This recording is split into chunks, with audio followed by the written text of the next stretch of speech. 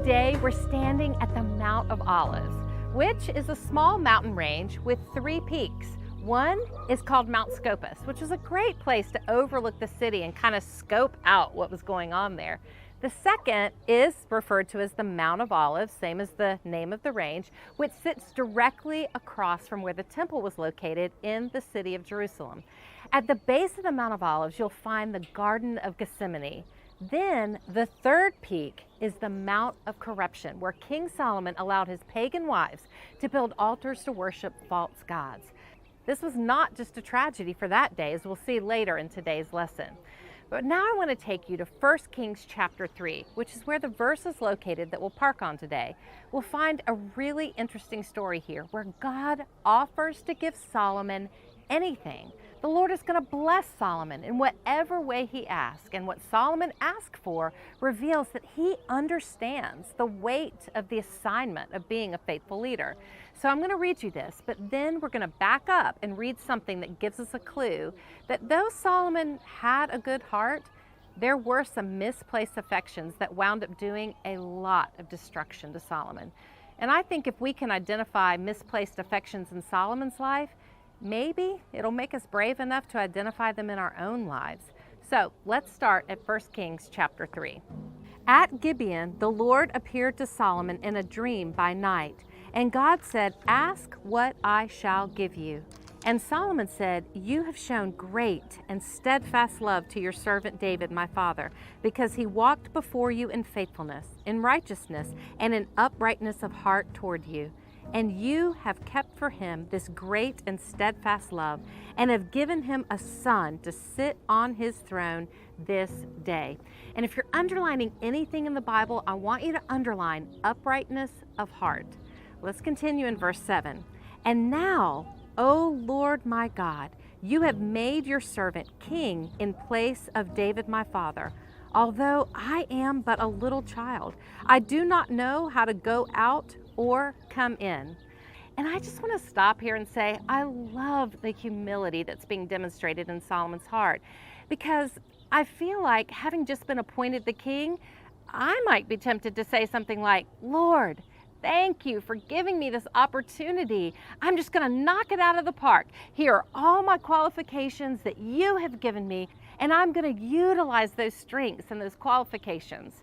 So I love how Solomon comes to the Lord and he's like, "You know, Lord, I'm really just a child, and I don't know how to go out or come in."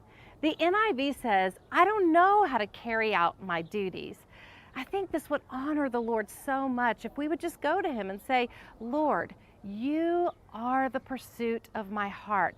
I don't know how to do my duties. I admit that, yeah, I may have a few degrees hanging on my wall, or yeah, I may have a few years of experience under my belt, or yeah, other people may have said that I'm able to do this.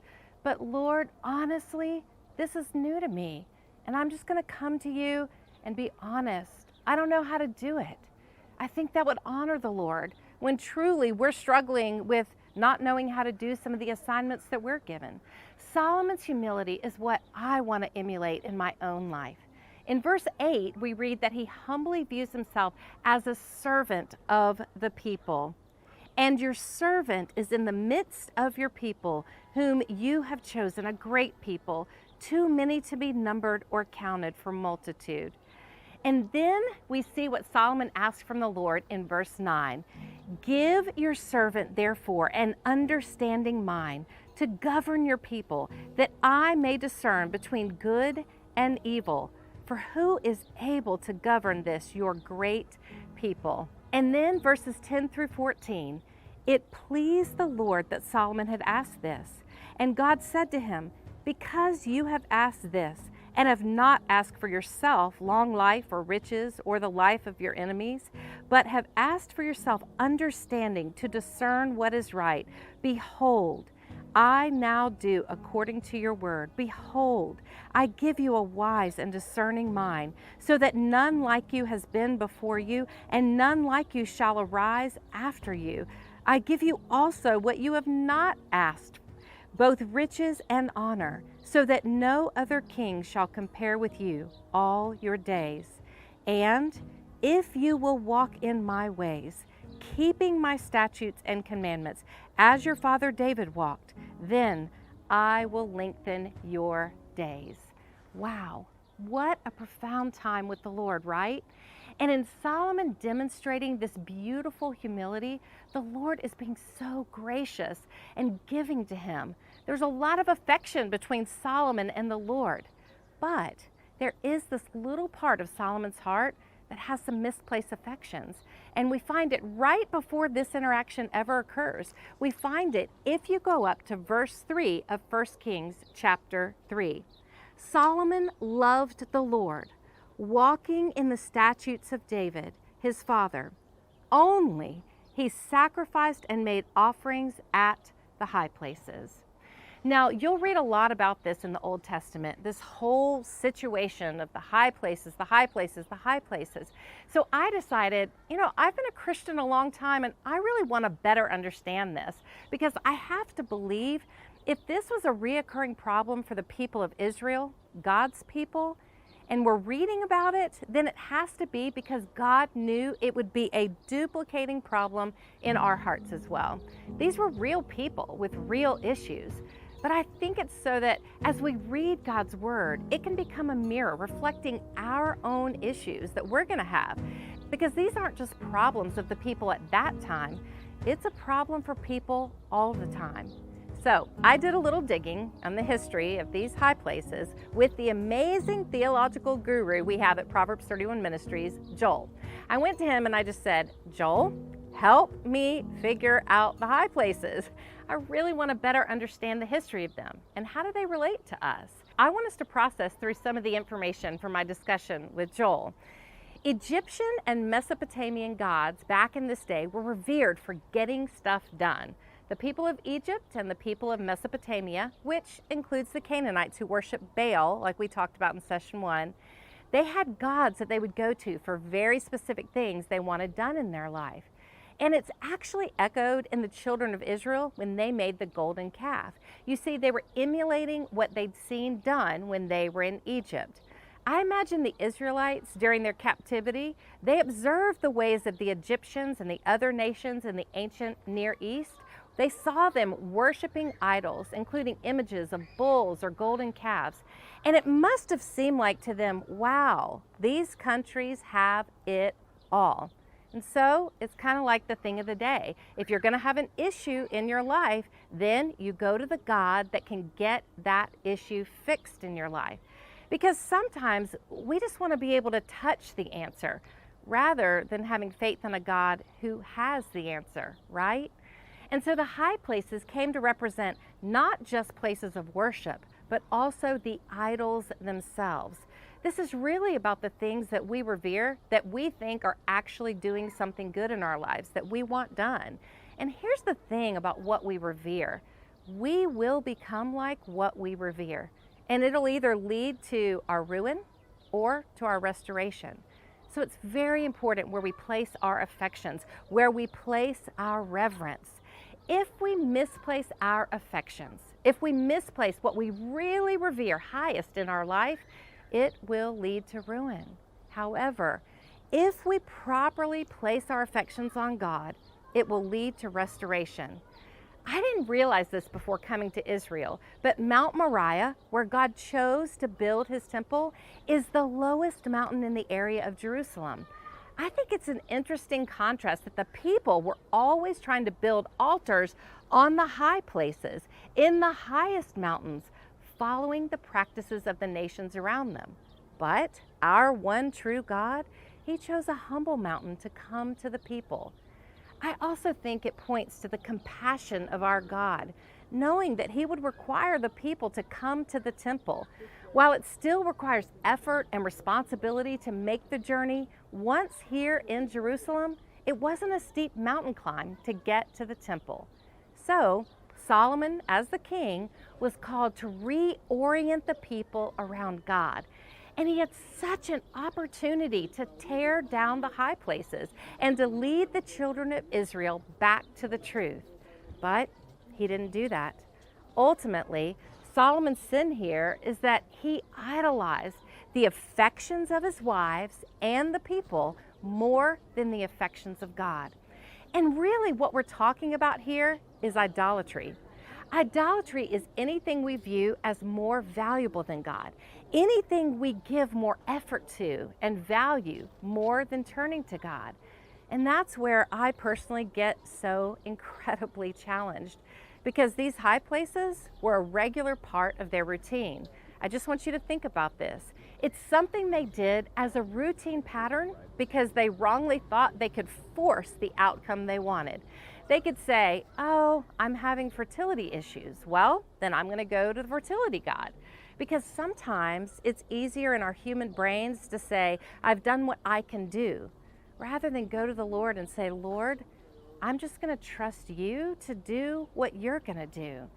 It's really us trying to take control. So here's my confession. I don't want to control things until I do. I don't mean to try and control people or outcomes until I do. And the more I try to take control, the less and less I trust God. And when I remove my trust in Him, I misplace my affections for Him. I elevate my abilities. I go to the high places, solutions of my own making, my own delusions of control, and I lower my faith in God. It's the opposite of the humility that God calls us to. He meets us as we kneel in prayer, and there He lifts our eyes to Him. We submit to Him, and He elevates our hope. Then our trust in Him grows.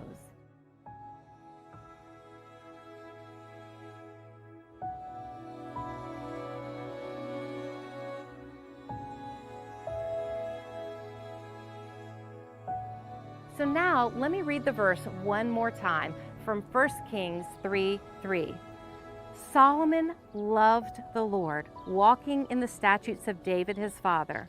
Only he sacrificed and made offerings at the high places. And this wasn't just something that happened at the beginning of Solomon's reign. This grew into a really big problem, one that's even going to be revisited in the end times, which is just so shocking to me. So I want to take you to a couple other places in Scripture where we see the multiplied impact. It was these misplaced affections that produced the fruit of control and sexual immorality that eventually led to a black mark against Solomon's legacy, and it was a pattern. Take, for example, the time and effort Solomon put into building the temple versus his own personal palace. In 1 Kings 6:38, it tells us that the temple took 7 years to build. But then in 1 Kings 7:1, it records that Solomon spent 13 years to build his personal palace. Here again is a subtle clue that gives us a glimpse into the motivating factor of Solomon and where he places his trust and security. He has great respect for the temple, but he takes close to twice the time to build his own palace. In my studies, there wasn't something that caused this time frame to be stretched out. It wasn't like there was a war or shortage of supplies. It was just that his palace was much more lavish and a display of his riches. What I'm giving attention to is what I'm giving affection to. I need to pay attention to what I'm paying attention to. We need to be honest about outward indications of inward situations. Not only was he building for himself, but he was building for his foreign wives that he was instructed to not even take in the first place. He had to make space for his misplaced affections. We need to pay attention to this in Solomon's life so we can pay attention to it in our own lives. This isn't an accusation, but rather an observation. Now let's look at 1 Kings 10:23 through 24.